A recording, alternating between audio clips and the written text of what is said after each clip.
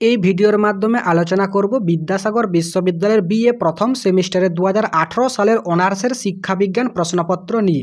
তো এখানে প্রথম সেমিস্টারে শিক্ষাবিজ্ঞানের দুটি পেপার পড়তে হয় না, CC1 এবং CC2। CC1 এ রয়েছে ইন্ট্রোডাকশন টু এডুকেশন আর CC2 এ রয়েছে হিস্ট্রি অফ ইন্ডিয়ান এডুকেশন। প্রথমে আমি 2018 সালের CC1 ইন্ট্রোডাকশন টু এডুকেশন এই পেপারটি আগে দেখিয়ে দিচ্ছি, তারপরে CC2 history of Indian education 2018 সালে কী কী প্রশ্ন এসেছিল তারপরে আমি দেখাচ্ছি। তো প্রথমে তোমরা CC1 অর্থাৎ ইন্ট্রোডাকশন টু এডুকেশন এই পেপার থেকে কী কী প্রশ্ন এসেছিল সেগুলি দেখে নাও। না, প্রথমে 2 নম্বরে তোমাদের 10টি প্রশ্নের উত্তর করতে হয়।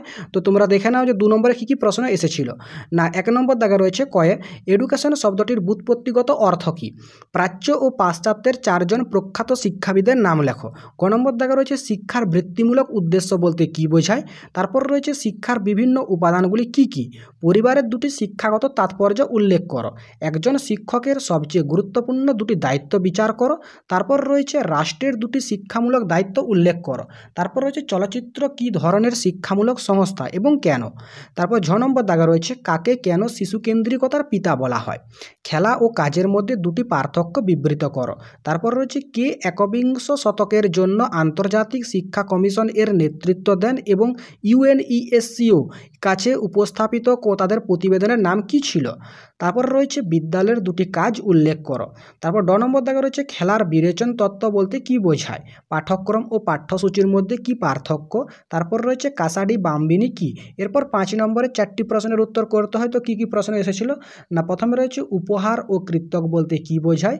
বংশগতি ও পরিবেশ প্রসঙ্গে শিক্ষকের ভূমিকা আলোচনা করো। প্রথাগত ও প্রথা বহির্ভূত শিক্ষার পার্থক্য ব্যাখ্যা করো। তারপর রয়েছে শিক্ষার সামাজিক লক্ষ্যের সুবিধা ও অসুবিধাগুলি কী কী? শিশুকেন্দ্রিক শিক্ষার বৈশিষ্ট্যগুলি বর্ণনা করো। পাঠ্যক্রম রচনার নীতিগুলি আলোচনা করো।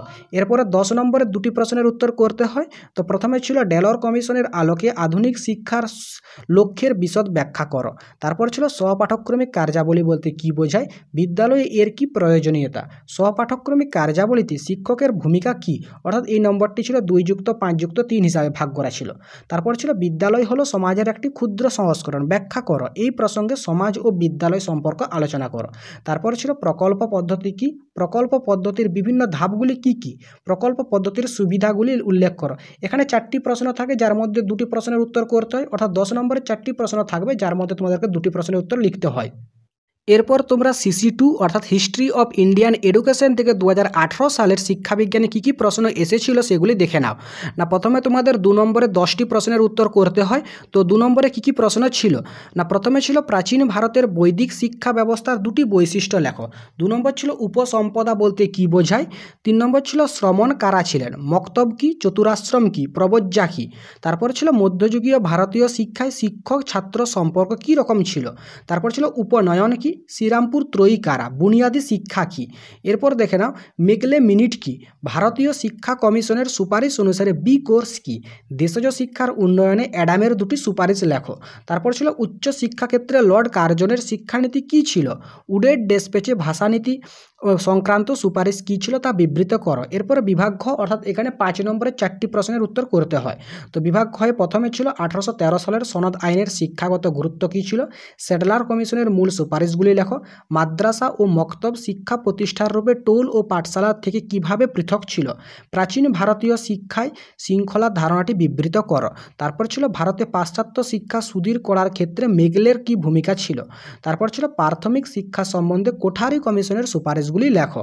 তারপরে তোমরা দেখে নাও বিভাগ গ অর্থাৎ এখানে 10 নম্বরে 2টি প্রশ্নের উত্তর করতে হয়, কিন্তু প্রশ্ন থাকে 4টি প্রশ্ন।